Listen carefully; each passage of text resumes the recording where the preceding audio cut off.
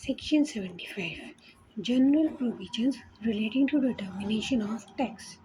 ठीक है, सेक्शन 75 में सबसे पहले में जो हमने नोटिस इशू किया था सेक्शन 74A में, उसकी टाइम लिमिट या फिर जो ऑर्डर इशू किया था सेक्शन 74A का, उसकी टाइम लिमिट हम एक्सटेंड कर सकते हैं बाय स्टे पीरियड। अगर कोर्ट ने कोई स्टे पीरियड लगा दिया है तो उस स्टे पीरियड से हम उस टाइम लिमिट को एक्सटेंड कर देंगे। फॉर एग्जांपल हमारा शोकॉज नोटिस इशू करने का टाइम लिमिट था 42 मंथ। ठीक, तो हम उसे और स्टे लगा दिया 3 मंथ, तो हमारा जो टाइम लिमिट होगा वो हो जाएगा 42 मंथ प्लस 3 मंथ, यानी कि 45 मंथ। ओके, अच्छा, नेक्स्ट हम आते हैं कि अगर हमने नोटिस इशू किया था under section 74A mala fide case में, लेकिन जो चार्जेस थे फ्रॉड के, विलफुल स्टेटमेंट के, मेलाफाइड केसेस के, वो प्रूव नहीं हो पाए, तो जो पेनल्टी लगनी थी सेक्शन 74A के अकॉर्डिंग मेलाफाइड केस वाली वो नहीं लगेगी, पेनल्टी बोनाफाइड केस वाली लगेगी।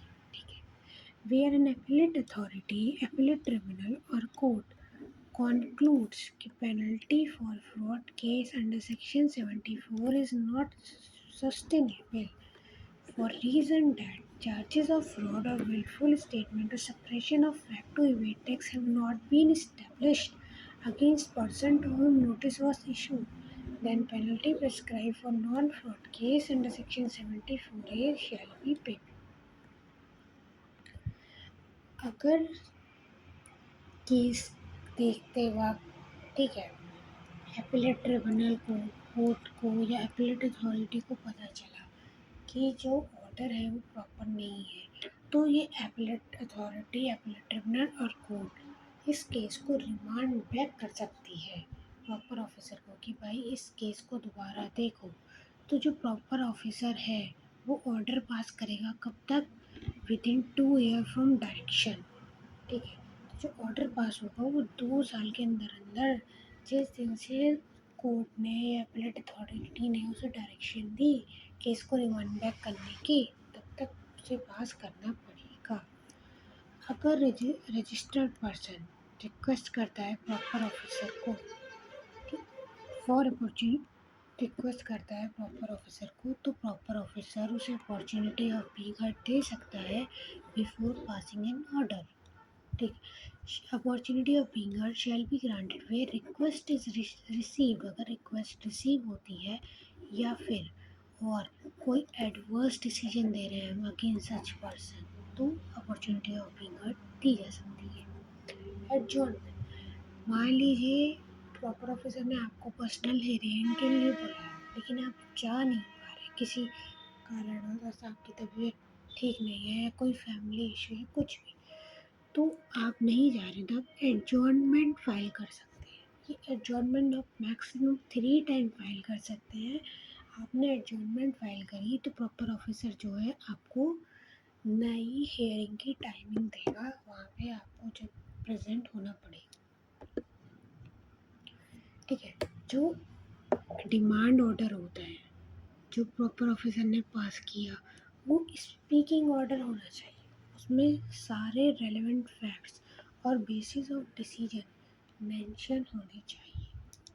ठीक है, अगर डिमांड ऑर्डर है उसमें टैक्स, इंटरेस्ट, पेनल्टी वो ज़्यादा नहीं होनी चाहिए, डिमांड टैक्स, इंटरेस्ट, पेनल्टी जो शोकॉज नोटिस में मेंशन है। ठीक है, हमारा केस चल रहा था अपील में। ठीक है, और एपीलेट अथॉरिटी ने, एपीलेट ट्रिब्यूनल ने या कोर्ट ने मॉडिफाई कर दी हमारी टैक्स लायबिलिटी, जो कि प्रॉपर ऑफिसर ने निकाली थी डिमांड ऑर्डर में, तो जो उस टैक्स पे हमारा इंटरेस्ट और पेनल्टी लगेगा वो भी ऑटोमेटिकली मॉडिफाइज हो जाएगा। ठीक है, इंटरेस्ट हमें मैंडेटरी पे करना होगा, इवन स्पेसिफाई नहीं करा गया है ऑर्डर में। इंटरेस्ट मैंडेटरी टू बी पे even if not specified in demand order. Okay, क्योंकि हमने टैक्स कम पे किया था, हमने उसका बेनिफिट उठाया था, टैक्स कलेक्शन का शॉर्ट पे किया, हमने उसका बेनिफिट लिया। आईटीसी रॉन्गली यूटिलाइज किया, हमने उसका बेनिफिट लिया। एरोनिनियस रिफंड क्लेम किया, हमने उसका बेनिफिट लिया उस अमाउंट का। तो अब जब हम उस पे बैक करेंगे तो हमें उस पर इंटरेस्ट मैंडेटरीली पे करना होगा। Adjudication order to be pass mandatorily within stipulated time. अब ये स्टेपुलेटेड टाइम क्या है? अगर डिमांड ऑर्डर इशू किया गया, ठीक है, after time limit, demand order 74A में हमें कब इशू करना होता था? टाइम लिमिट थी उसकी 1 year from date of SCN। और अगर हम ये इशू कर रहे हैं आफ्टर 1 ईयर तो ये केस होगा हमारा टाइम बार्ड हो जाएगा और माना जाएगा कि प्रोसीडिंग कंक्लूड हो गई। अगर हमने अपील फाइल करी अपीलेट ट्रिब्यूनल में, हाई कोर्ट में, सुप्रीम कोर्ट में अगेंस्ट डिसीजन हो किसी के भी डिसीजन के अकॉर्डिंग, अपीलेट अथॉरिटी के, अपीलेट ट्रिब्यूनल के, हाई कोर्ट के, और वो पेंडिंग है, उनका डिसीजन अभी पेंडिंग है, ठीक है, तो जो पीरियड है बिटवीन डेट ऑफ डिसीजन, से लेकर date of decision by appellate authority, appellate tribunal, high court, supreme court, वो सब एक्सटेंड हो जाएगा, यानी कि एक्सक्लूड कर दिया जाएगा in computing time limit of order. Similar to stay period line.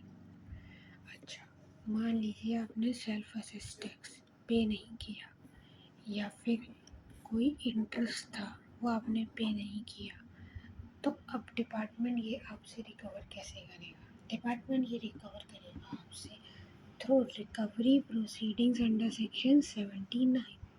अब ये सेल्फ असेस टैक्स क्या होता है? सेल्फ असेस टैक्स मतलब है मैंने आउटवर्ड सप्लाई तो 1 में डिक्लेयर कर दी, 1 मैंने फाइल कर दी, लेकिन मैंने 3B में टैक्स का अमाउंट पे नहीं किया या फिर कम पे किया, ठीक है, या फिर कोई मेरे पे इंटरेस्ट पेबल था वो मैंने पे नहीं किया, तो फिर रिकवरी प्रोसीडिंग स्टार्ट हो जाएगी मेरे पे। लेकिन इसकी है दो एक्सेप्शन।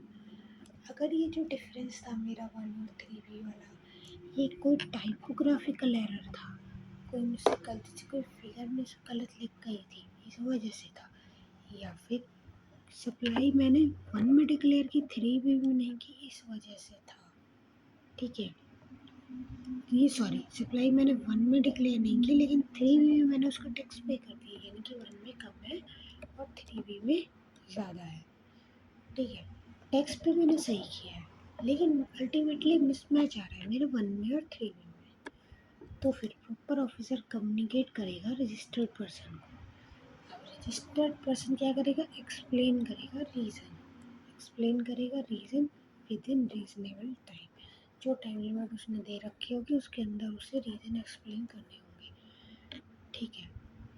अगर वो उसके रीज़न से सेटिस्फाई हो जाता है तो प्रोसीडिंग ड्रॉप हो जाएगी, और अगर सेटिस्फाई नहीं होता है या फिर अगर ये 3 रीज़न होते हैं तो रिकवरी प्रोसीडिंग इनिशिएट हो जाएगी। पहली कि उसने रिप्लाई ही नहीं किया, दूसरा उसने पेमेंट ही नहीं की विद इन प्रिस्क्राइब टाइम, जो उसने टाइम दिया था वो एक्सप्लेन ही नहीं कर पाया रीज़न, उसने रिप्लाई तो किया पर रीज़न एक्सप्लेन नहीं कर पाया, यानी कि प्रॉपर ऑफिसर सेटिस्फाई नहीं हुआ उसके रीज़न से, तो फिर रिकवरी प्रोसीडिंग इनिशिएट की कर दी जाएगी। अगर हमें पेनल्टी लग जाती है सेक्शन 74A में, तो पेनल्टी किसी और सेक्शन में नहीं लग सकती फॉर द सेम एक्ट।